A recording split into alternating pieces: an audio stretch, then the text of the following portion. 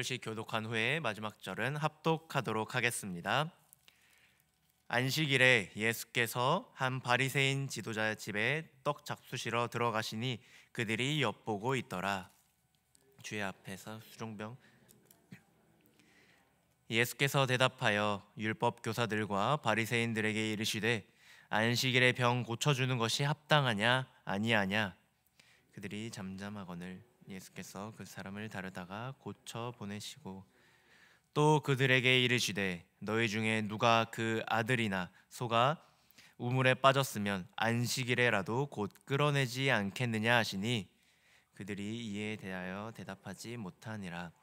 청함을 받은 사람들이 높은 자리에 택함을 보시고 그들에게 비유로 말씀하여 이르시되 내가 누구에게나 혼인잔치에 청함을 받았을 때 높은 자리에 앉지 말라.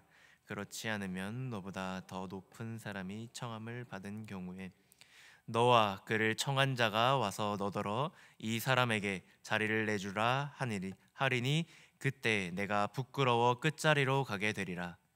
청함을 받았을 때에 차라리 가서 끝에 그러면 너를 청한 자가 와서 너더러 버지어 올라앉으라 하시니 그때야 함께 앉은 모든 사람 앞에서 영광이 있으리라. 무릇 자기를 높이는 자는 낮아지고 자기를 낮추는 자는 높아지리라. 또 자기를 청한 자에게 이르시되 내가 점심이나 저녁이나 베풀거든 벗이나 형제나 친척이나 부한 이웃을 청하지 말라. 두렵건대 그 사람들이 너를 분이 될까 하노라. 잔치를 베풀거늘 차라리 가난한 자들과 몸 불편한 자들과 저는 자들과 맹인들을 청하라. 그리하면 그들이 갚을 것이 없으므로 내게 복이 되리니 이는 의인들의 부활 시에 내가 갚음을 받겠음이라 하시더라. 아멘. 살아계신 하나님의 말씀입니다. 오늘 본문은 예수님께서 안식일에 한 바리새인 지도자의 집에서 식사하시던 특별한 상황을 배경으로 하고 있습니다. 겉으로 보기에는 굉장히 평범한 식사 자리였지만 그 안에는 하나님 나라의 핵심 가치, 즉 겸손과 섬김에 대한 깊은 교훈이 담겨 있습니다. 오늘 우리는 이 말씀을 통해 우리 마음을 비추어 보고 하나님께서 진정으로 원하시는 삶의 모습이 무엇인지 깨닫는 귀한 시간이 되기를 소망합니다. 첫 번째로는 우리의 높아지려는 마음을 경계해야 한다라는 것입니다. 예수님께서는 잔치 자리에 초대받는 사람들이 저마다 높은 자리에 앉으려고 경쟁하고 있는 그 모습에 주목하셨습니다. 당시 유대 사회에는 자리라는 것이 곧 명예를 나타내는 것이고 권위를 나타내는 것이었습니다.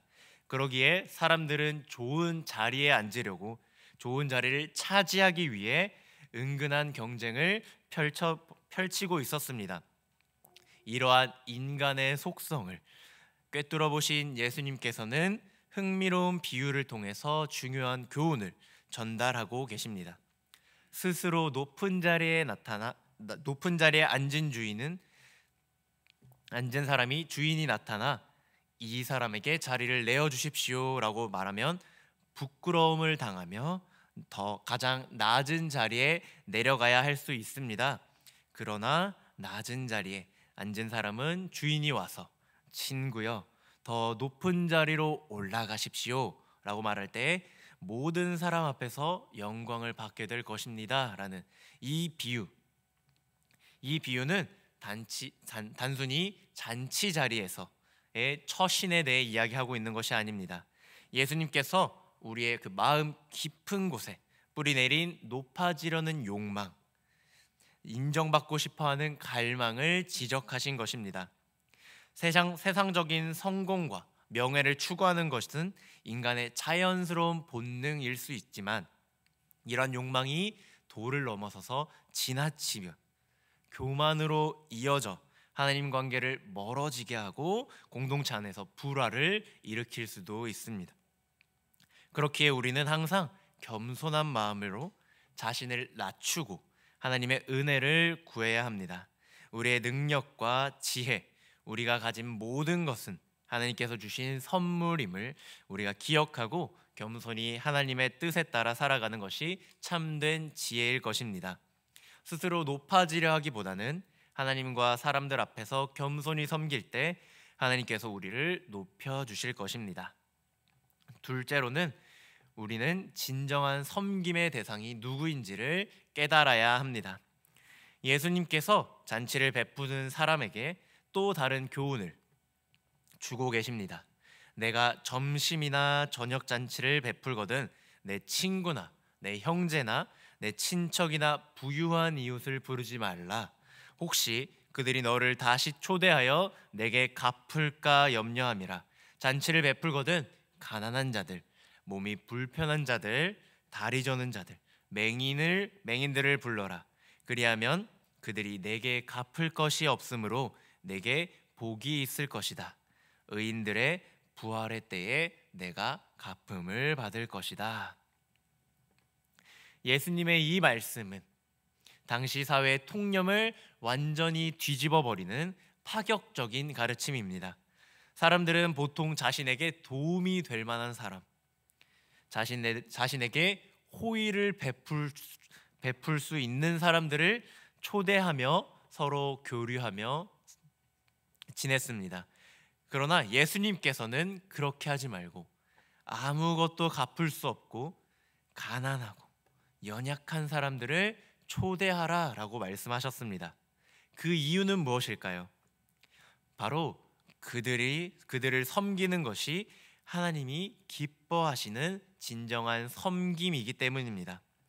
우리는 종종 우리에게 칭찬이나 보상을 해줄 수 있는 사람, 우리에게 영향력을 행사할 수 있는 사람들에게만 관심을 가지고 있습니다.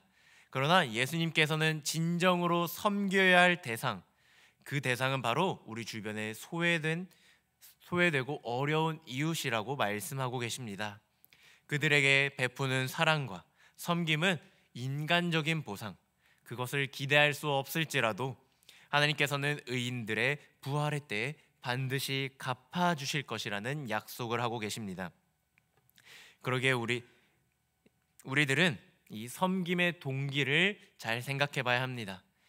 우리는 혹시 다른 사람들에게 보이기 위한 섬김, 자신의 유익을 위한 섬김을 하고 있지는 않습니까? 예수님께서는 진정한 섬김이란 조건 없이 대가 없이 베푸는 사랑이라고 가르쳐주고 계십니다. 오늘 우리 주변에 연약한 이웃들에게 따뜻한 관심과 사랑을 나누는 하루가 되기를 소망합니다. 우리 마지막으로는 우리는 안식일의 참된 의미를 되새겨야 합니다. 본문 이야기, 오늘 우리가 함께 읽은 그 본문 이야기의 시작은 예수님께서 한 안식일에 한 바리새인 지도자의 집에, 그 집에서 식사하시던 중에 일어난 사건입니다.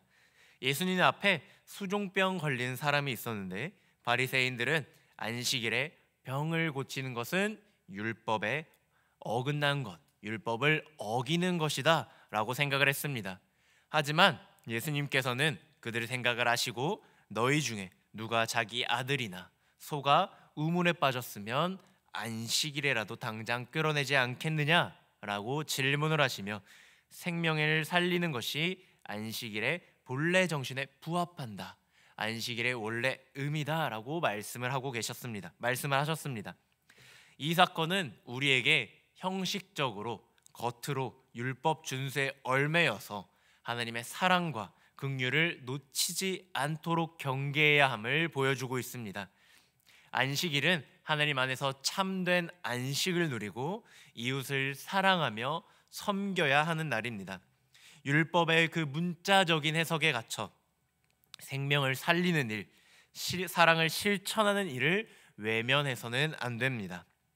사랑하는 성도 여러분, 우리는 때때로 율법의 형식에 치우쳐 그 안에 담긴 하나님의 깊은 뜻을 놓칠 때가 있습니다. 중요한 것은 율법을 지킨다라는 그 행위 자체가 아니라 그 율법을 통해 드러나는 하나님의 사랑과 정의를 실천하는 것입니다. 우리는 안식일뿐만 아니라 매일의 삶 속에서 하나님의 사랑을 실천하고 이웃을 섬기는 삶을 살아가야 합니다. 오늘 우리는 이 누가복음 14장 1절에서 14절 말씀을 통해 겸손과 섬김이라는 하나님 나라의 중요한 가치를 다시 한번 마음속에 새기길 원합니다. 스스로 높아지려는 마음을 버리고 겸손히 자신을 낮추며 아무것도 갚을 수 없는 연약한 이웃을 조건 없이 섬길 때 우리는 진정으로 하나님께서 기뻐하시는 삶을 살아갈 수가 있습니다. 또한 형식적인 율법에 얽매이기보다는 그 안에 담긴 하나님의 사랑과 긍휼을 바라보며 그것을 실천하는 것이 참된 안식일이다라는 사실 또한 마음속에 새기길 원합니다. 오늘 하루 우리의 삶 속에서 겸손과 섬김을 실천하며 살아가길 소망합니다. 작은 일이라도 감사하는 마음으로 행하고 주변의 어려운 이웃들을 외면하지 않고 따뜻한 손길을 내밀길 원합니다. 그리할 때 우리는 하나님께서 약속하신 놀라운 은혜와 축복을 경험하게 될 것입니다. 이 새벽에 주신 귀한 말씀을 기억하며 오늘 하루도 하나님의 사랑 안에서 승리하는 삶을 살아가기를 주님의 이름으로 축복합니다. 아멘. 이 시간